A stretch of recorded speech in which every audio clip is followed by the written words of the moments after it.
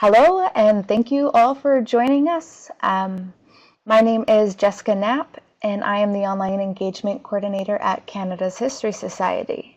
You are joining us for the second webinar in the Wikipedia as Outreach and Activism for Canadian History webinar series. In this series, speakers will demonstrate why and how Wikipedia is used as a method of outreach and activism, and why Canadian history on Wikipedia needs our attention. This webinar series is a collaboration between Canada's History Society and the Shingwauk Residential Schools Centre. Joining me as co-host for today's webinar on behalf of the Shingwauk Residential Schools Centre is Krista McCracken. Krista is a public history professional, currently working as an archives supervisor at Algoma University's Arthur A. Wishart Library and Shingwauk Residential Schools Centre. Krista lives and works on Robinson Huron Treaty Territory and Baoating, the traditional territory of the Anishinaabe and Métis people. Krista's research includes community archives, residential schools, and educational outreach. She is a co-editor of the popular Canadian history website activehistory.ca. Thanks, Jessica, for that lovely welcome. I'm so happy to be a co-host of this webinar series. So the Shingwauk Residential School Centre, where I work, is a grassroots community-based archive managed by Algoma University and the Children of Shingwauk Alumni Association, which is a residential school survivor group. The centre is dedicated to preserving the history of the Shingwauk Residential School, as well as the history of residential schools across Canada, with an emphasis on telling history from the survivor and intergenerational survivor perspective. To learn more, folks can go to archives.algomau.ca.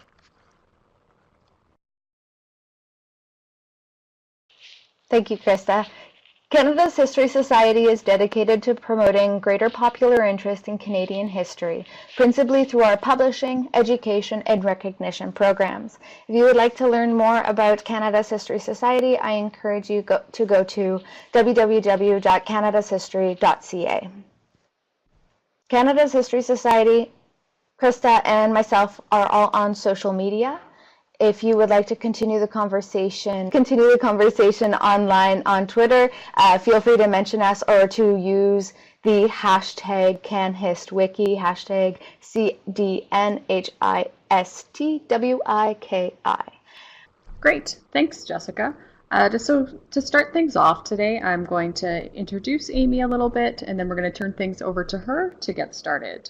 So Amy Marshal Furness is the Rosemont Ivy Special Collections Archivist and Head, Library and Archives at the E.P. Taylor Research Library and Archives at the Art Gallery of Ontario.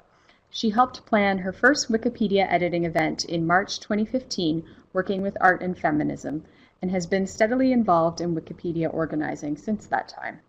Amy believes that Wikipedia is made stronger by the diversity of its editorship, and that even small occasional edits can make a meaningful contribution. Time permitting, she edits as Archivist1. We're very pleased to have Amy joining us today, and I hope everybody can join me in welcoming Amy here. Thank you for that introduction. I'm just going to begin by giving a little overview of my presentation, just so you have a sense of where things are going. Okay, so I'm just going to begin by running over this brief outline of what I'll be talking about today. Just beginning by telling you a bit about my background and my context for my editing and organizing activity. I'll tell you a bit about the beginning of my involvement with art and feminism, and then talk about some of the other gaps, the many gaps in Wikipedia that have been realized through this work. I'll talk about situating your own project, ways to think about that, and conclude going over some challenges and strategies and tips for dealing with those. So in talking about my own background and context, the reason for it is to give you context for my talk and to assist you in adapting or relating things that I say to your own situation. So I don't at all mean to imply that my background, or that I'm assuming that your background is similar to mine. So the Art Gallery of Ontario Library and Archives is one of Canada's major art libraries and archives. It's one of the largest museum libraries in the country. And its principal function is to support research and learning about the AGO's art collection with its books and serials, archival collections, all of which are focused more or less on the areas of art that the gallery collects and the institution's history. The Library and Archives is open to the public, but it's perhaps not as well known as it should be. Our typical users have advanced degrees or are studying towards advanced degrees in art or art history. They feel pretty confident undertaking research towards major projects like an exhibition or a thesis or a scholarly output like an article or a book. So the Library and Archives is really interested in broadening its public and supporting a wider range of information-seeking activity. You can see an image here of our new library lounge space, which opened just in the last couple of weeks. Also, by way of background and context, I want to describe how we're a centre for in-depth documentation of the Canadian art world, with a focus on Toronto and Ontario, but trying to do as comprehensively as possible to reflect art making in Canada. So we have a few modest but quite wonderful and unusual collections, one of which is artist files, so vertical files that document the lives of Canadian artists. These are actually about 100 years old at this point. We began them in the early years of the gallery's history by mailing out questionnaires to living Canadian artists and asking them biographical details, where they studied, where they had exhibited their work, if any of it was in major collections, just the sort of basic art documentation information. And we received those and filed them by name, along with any newspaper clippings or exhibition notices or other kinds of printed ephemera that we could find about those artists. Over the decades, those have grown into some 20,000 documentation files on Canadian artists. And in many cases, they would really constitute the main source of biographical information for artists on whom there may never have been a major exhibition and a publication resulting from that. These files, although they're very modest in terms of the materials that make them up, have a really important role in building Canadian art histories. We also collect exhibition catalogs, even very small and modest exhibition catalogs, as you can imagine. Budget would be a factor for many art exhibition activities, and sometimes a catalog can consist of just a few folded pages, but it might have a curator's essay that really speaks to the importance of the art exhibited in that show, and a hanging list, things like that make these materials important enough to us that we are sure to catalog them as if they were more substantial books.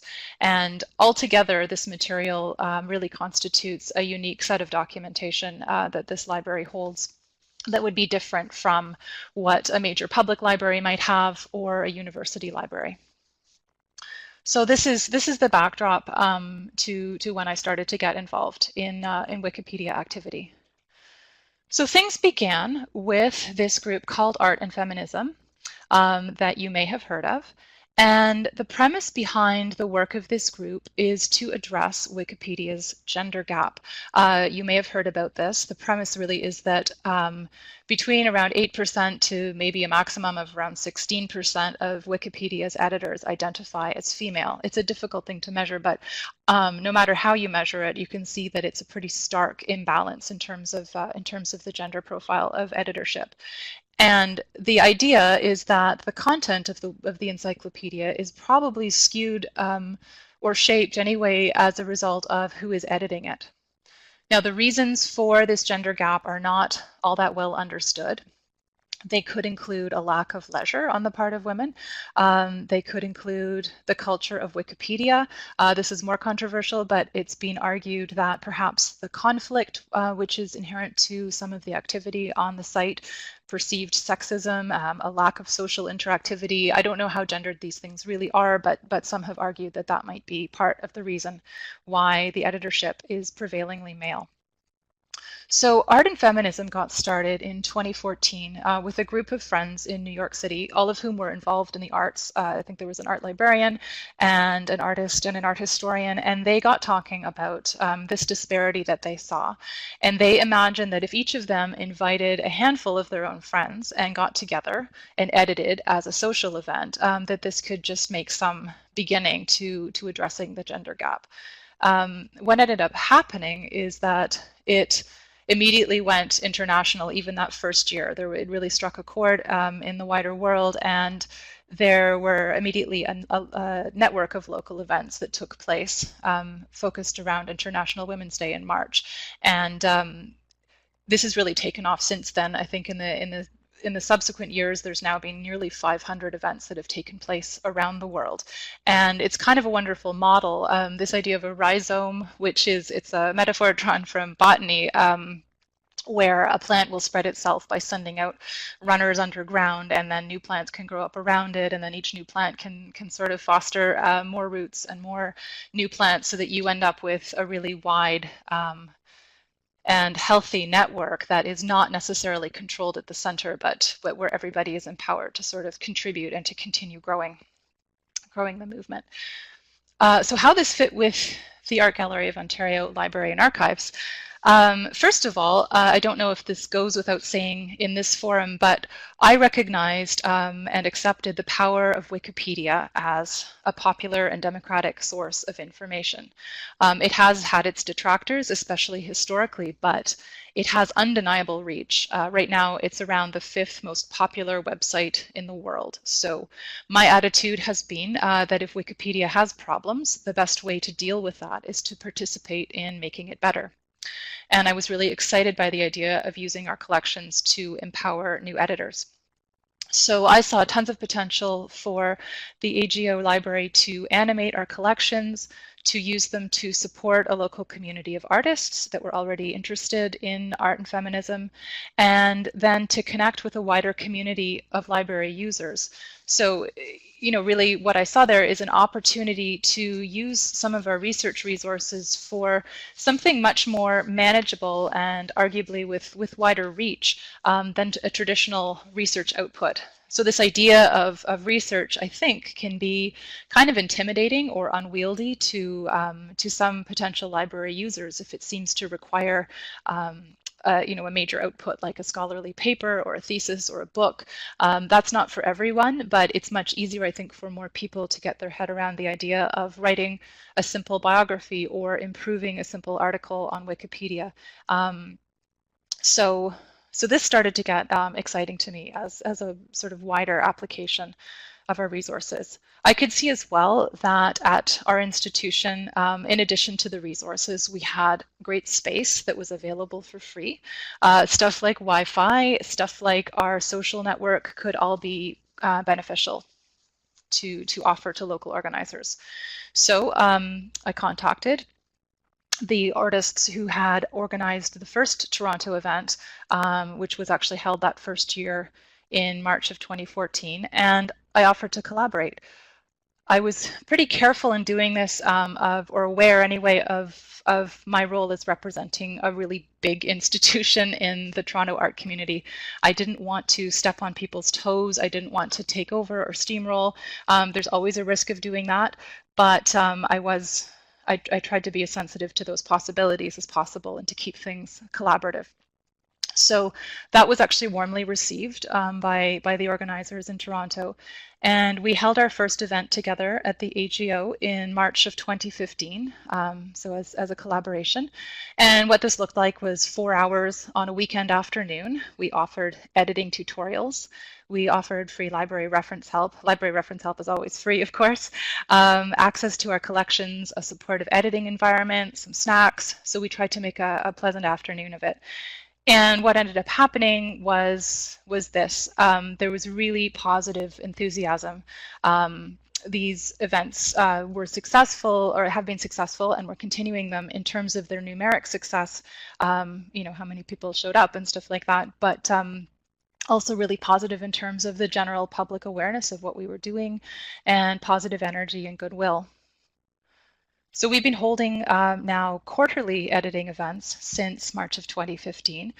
Many of them we call Wikipedia Wednesdays, and those are obviously held on Wednesday evenings during the year.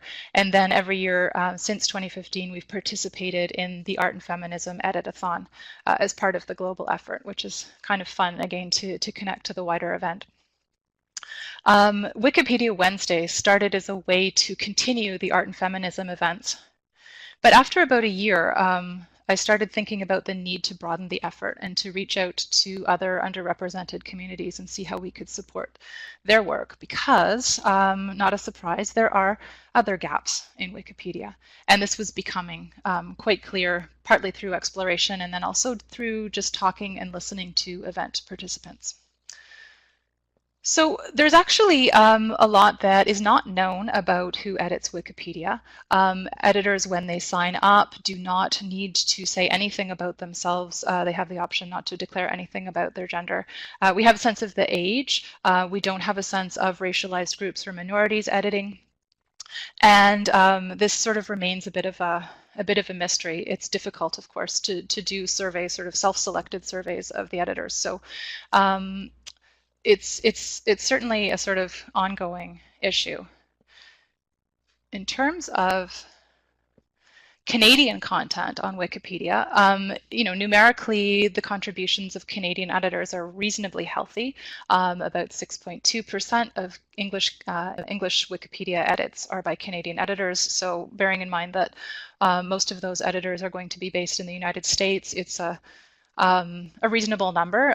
Similarly, 4.5% of French Wikipedia edits. And if you're interested in that, there's a study that I've linked to there that you can explore. So there is quite a bit of Canadian content on Wikipedia, but the question is how representative it is and what kind of gaps are there. To discover this, of course, it's a pretty subjective question, and there's really a need for everyone who's interested in this question to explore on the site and again to listen. So searching for names or topics that you think should be covered in Wikipedia and paying attention to partners that you're working with, participants at events to hear about topics that are important to them and what their experiences have been in writing Wikipedia or discovering absences in the encyclopedia.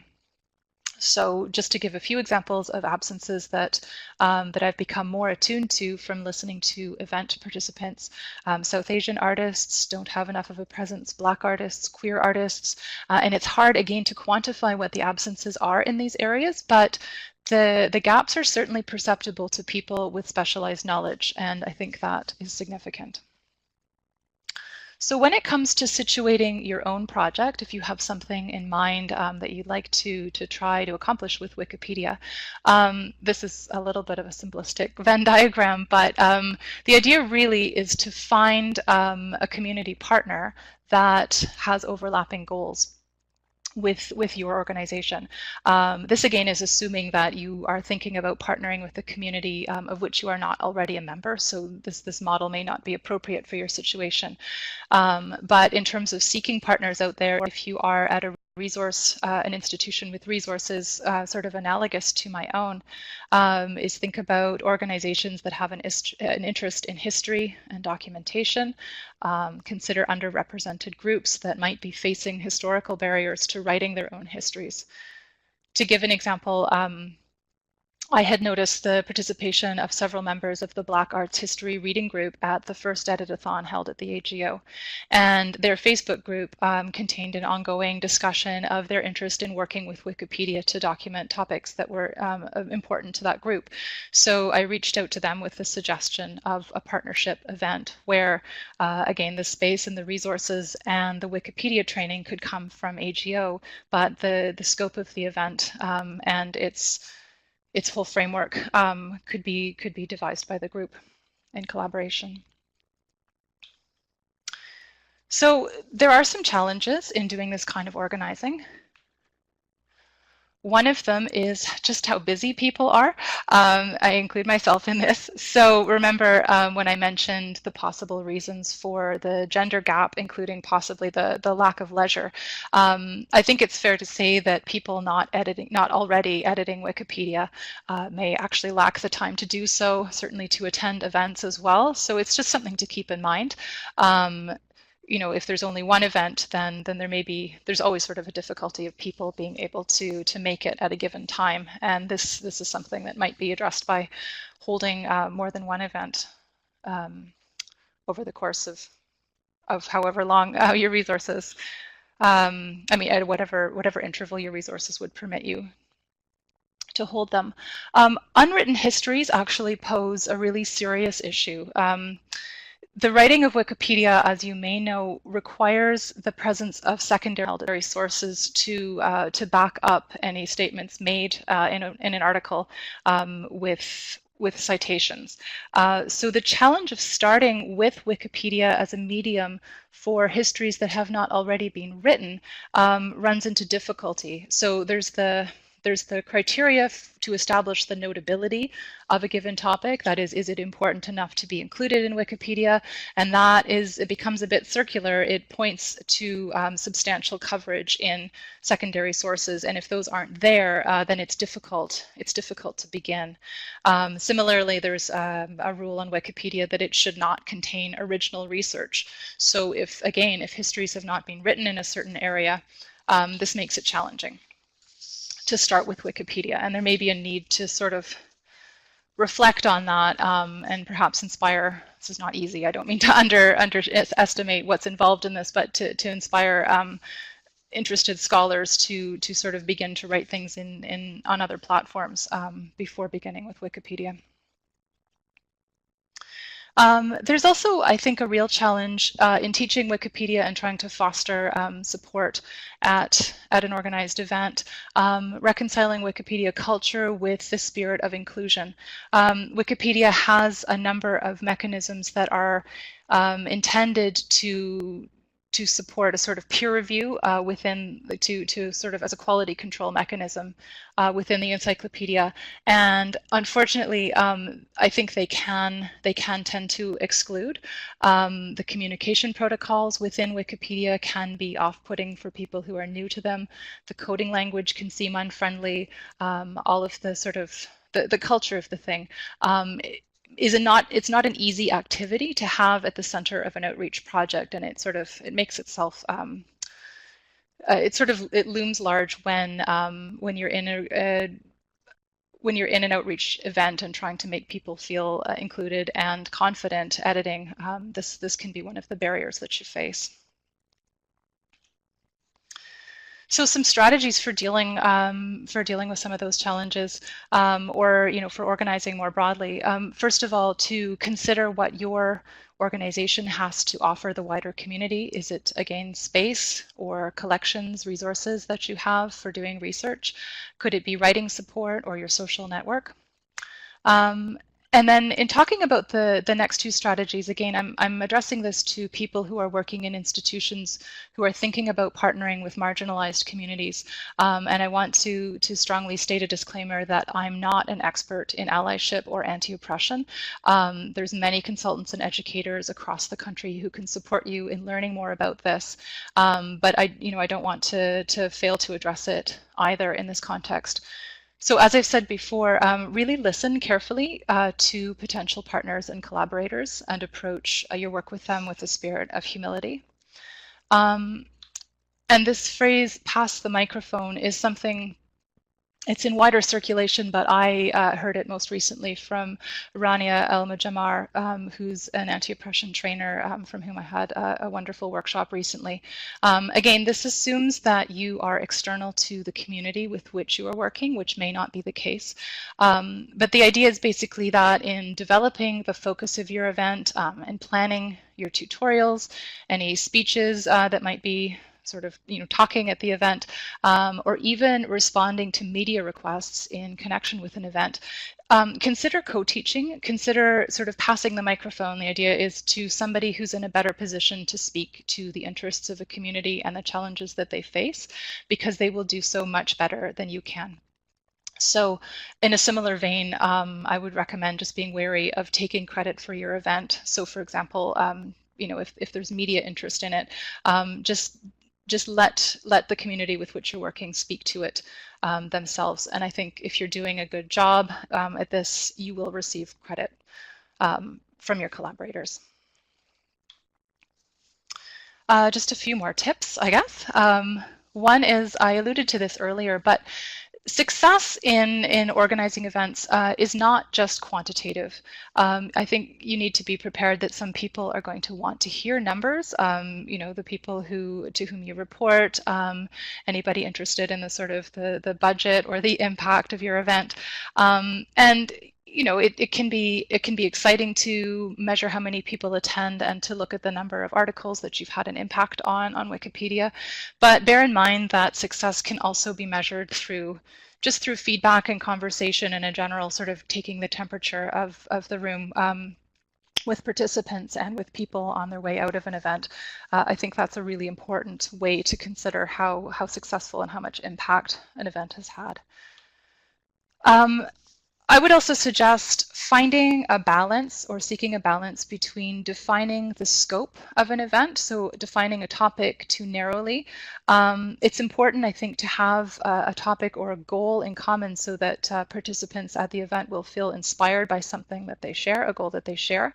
But I also think it's important to accommodate the individual interests of participants. So if they want to write on something that's a little bit outside of what you had imagined the event to be about, I think that accommodating that is actually generally the way to go, just so that they feel included and are making a meaningful contribution. It may also expand the way that you think about the topic as well. Especially for people working in, for example, libraries or institutions with resources, do consider the ethics of volunteer labor. So just being sure, again, that you're not inviting collaborators or the public in to do your institution's work. I know it's a bit tricky because, again, we're talking about shared goals, but this, again, would be a reason to be flexible and accommodating about what people want to write about, because otherwise, I think you're running the risk of having them do work that is being directed by the institution, which is more problematic. And do consider barriers to participation in the event. Are there things that you can help, for example, providing childcare at the event, which is something that Art and Feminism really encourages people to do? Can you adjust the timing of the event to accommodate more people? And might you be okay with virtual participation? So as much as I'm a fan of meeting up in real life and the kind of energy and atmosphere that can engender, I have also been happy to accommodate people who are interested, supportive of an event, and are geographically separated, but want to participate virtually. It's actually kind of fun and exciting to think of people out there who are collaborating with you in a virtual mode. So this brings me to the end of my slides, and I think this would be a great juncture to invite some questions. Thank you so much, Amy, for sharing your presentation and your viewpoints around editing Wikipedia and how it can work as Outreach. Start us off with a question. So Amy, have you found a lot of repeat attendees at the events you've held? Has a community of editors kind of developed around the events as a result? I've actually found not so much, that it's actually taken a while. As I mentioned that the event started as a collaboration in the first place, so there was sort of a core group that has grown a little bit through repeated events, but I find that the overwhelming majority of people are coming for the first time, and I don't know if that speaks to their very busy lives, which are certainly a factor, or perhaps there's a curiosity about Wikipedia that then they discover that it's not quite for them, or they might not want to do it again. But that's been interesting. It does mean that we're reaching more people every time that we hold a new event. I think that's definitely interesting, and I do like it is great that you are reaching other people, but it's interesting that that community of editors isn't there the way that I thought it was. That's something I hadn't thought about before. Just as another question, how do you think your institution and the AGO has benefited from the partnerships you have initiated through Wikipedia? I think there's really been a benefit in maybe the obvious sense of the goodwill and the positive relationships that have come as a result of it. So I do feel really good about that.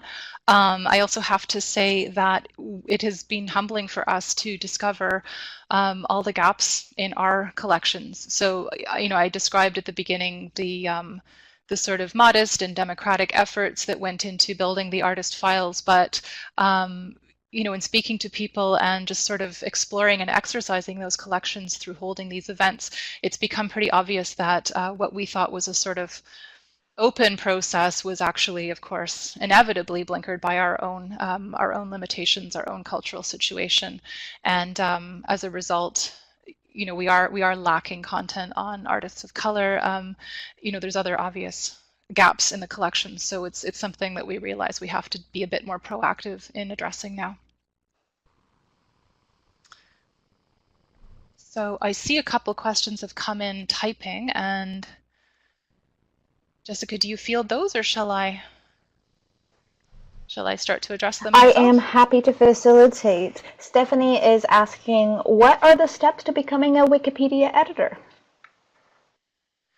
Well, Stephanie, so there are tutorials that can be completed on Wikipedia. There's some maybe I can find some links and actually share those either during the event or at the end, because Wikipedia, certainly there are many people that are part of it that want to encourage new editorship. It can help to attend an event if there's an event that you can access. I think learning in person and having somebody, interactively able to answer your questions as they come up might be helpful. I'm realizing actually just another way to look at your question is, of course, you can just declare yourself a Wikipedia editor. It's not like there's a qualification or any kind of formal barrier to that. It's simply a matter of sort of figuring it out and contributing, and then being prepared to sort of field any feedback that you get. I don't recommend just sort of exploring on your own necessarily without a little bit of training or guidance, because there can be, as I mentioned, sort of off-putting aspects of the Wikipedia culture, and I think it's nice to have a bit of a mentor or a tutor in taking your first steps in editing. But how about, Krista's just shared a great Wikipedia tutorial. There's also one called the Wikipedia Adventure. I don't know if anybody can Google that one, but it's kind of a fun one. It's interactive, and it's really kind of dorky, but in a way that I have found fun, and it sort of ensures that you can complete the training within a sort of set period of time. There it is. Thanks, Amy. And also, as Krista has mentioned, Krista herself will be offering some Wikipedia editing tutorials over the next 2 weeks as part of this Wikipedia as Outreach and Activism for Canadian History webinar series. So Stephanie, we hope to see you again. Right? I think it's really great. I'm going to learn a lot because I myself am not an editor on Wikipedia, and I am looking forward to learning how to get started. And Skylee Storm has a really great question. You brought up, Amy, how there are often barriers for women to edit Wikipedia, and Skylee is wondering if there are ways that you have found to simplify the editing process for those of us who want to make it more simple, quick, or more accessible. So there are different modes of editing in Wikipedia. Again, this is not a very technically focused tutorial, so it's there's no way to demonstrate this right now. But when you sign up for an account, you can choose whether you want to have the traditional editor or a sort of an editor interface that looks a little bit more like a word processor, sort of what you see is what you get kind of interface. And for making simple improvements to text or writing a simple article, that can be fine. And it's completely legitimate. What it means is that you don't get to see the way that editors communicate with each other, and you may not, if there's any difficulty with the edits that you've submitted, it may be more difficult to understand it in that vein. So so that's a sort of limited answer. I guess another way, I have actually collaborated with people who are quite confident in writing and have done research and written articles about, in this case, Canadian women artists, and they don't really want to deal with the coding stuff, which I fully respect. So I've collaborated with them. They've written the text, and I have coded it for them and uploaded that text. So that's one thing that can be great about events, and I always encourage people who are off-put by the code to find a collaborator at the event and to work together, so that if somebody's got the content but may not like the coding, then there will be people there who can get together and collaborate to succeed and get the content in. Thanks, Amy. Kim has a series of questions, and I'll work our way through them. I'll ask them all, and then you can respond. Amy, thanks. Sure. Kim asks, can you go into a bit more detail about Wikipedia Wednesdays? How often do you hold these? Are you limiting participants to certain topics or collections? Do you find a community group, maybe a different community group each time, or is your event established enough at this point that you offer it without a partner? Yeah, sure. So in terms of the Wikipedia Wednesdays, we do them quarterly, so that's roughly every 3 months, although there's usually a break in the summer because for some reason people don't want to come in and edit in the summer, which I understand. And the idea of quarterly is just that it's infrequent enough, I guess, that there's a sense of a little bit of anticipation so that people will come. I think I felt that if it was monthly, first of all, that we might get a bit burnt out, and secondly, people might not come because they would figure they could always come to the next one or whatever. So this was the balance that we struck.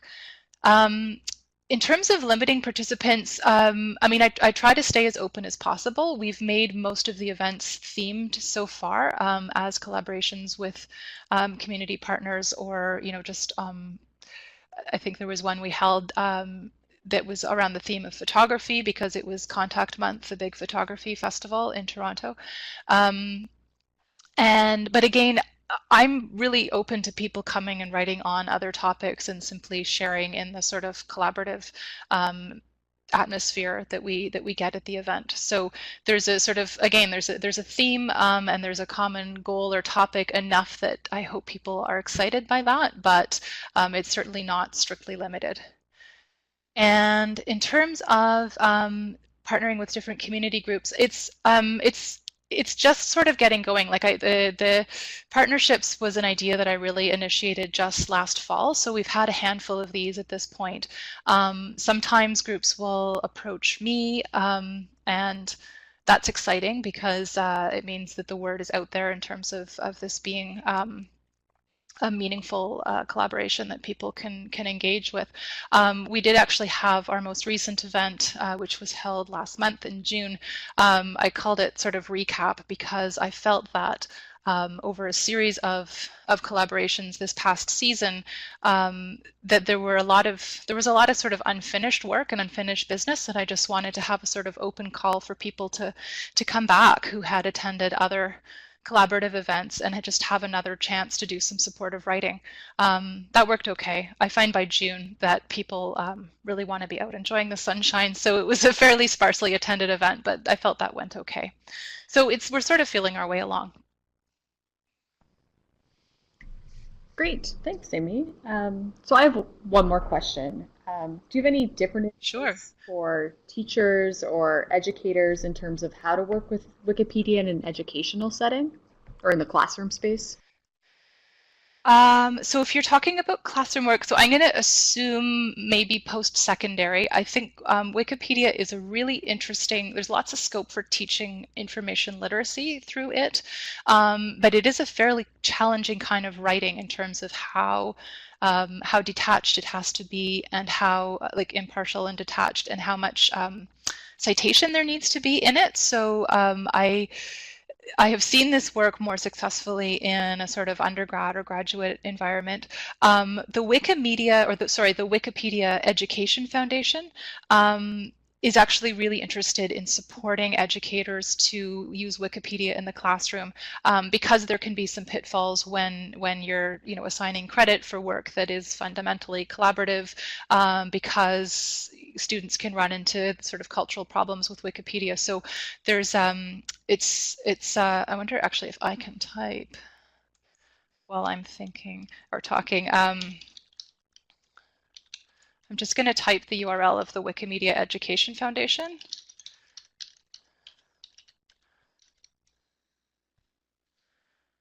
Which is there, and they offer a really supportive environment where teachers can register, learn a little bit about how to teach using Wikipedia, and then there's a whole sort of tracking software that makes the task of using it in a classroom setting much more transparent and clear. So I would recommend that.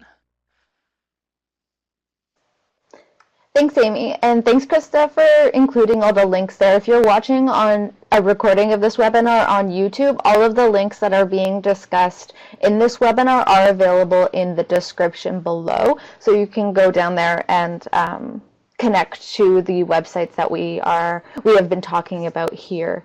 Amy, I do have a final question for you, which is, if two people had this crazy idea to coordinate a Canada-wide Canadian history Wikipedia edit-a-thon, what advice would you give them? If there were two of them? Who to start? I think there's tons of success, like modeled by art and feminism. I think you could start to build that. I wonder whether Canada's history is such a big topic that it might be too diffuse. This is unscripted, so I'm sort of thinking as I go here. But that was one thing that baffled me a little bit when I was exploring. I can speak about Canadian art pretty confidently, but when you start to look at Canada more broadly in Canadian history, there's so many histories, right? And so many areas of history that are underrepresented that I didn't know how to begin characterizing what the absences might be. So maybe there's a particular sort of take on that, or a particular sort of subtopic that might be more easy to sort of gather people around.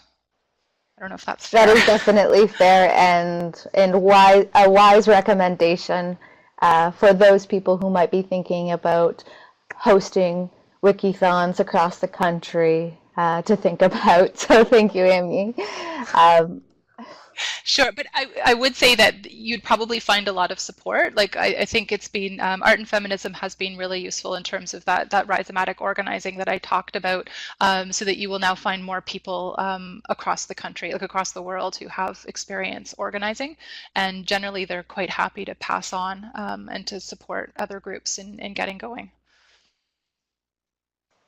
Excellent. I'm happy to hear that.